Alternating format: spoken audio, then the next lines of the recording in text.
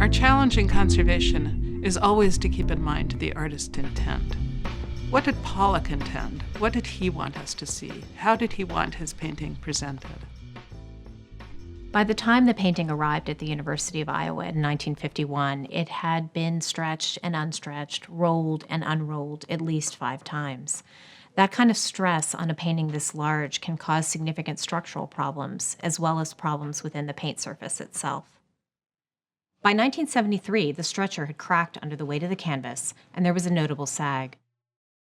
As part of the conservation treatment, the secondary canvas was adhered to the back of the original canvas, consolidating the paint from behind with a wax and resin adhesive.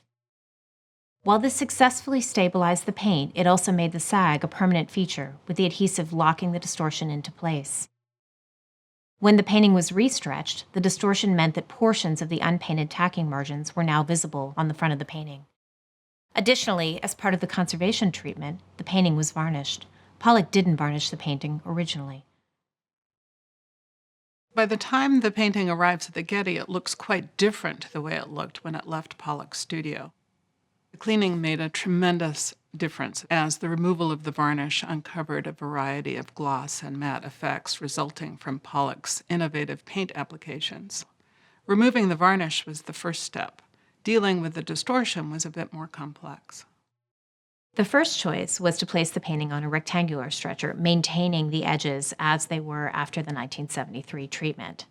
The second choice was to place the painting on a shaped stretcher, returning the edges to something approximating what they originally were.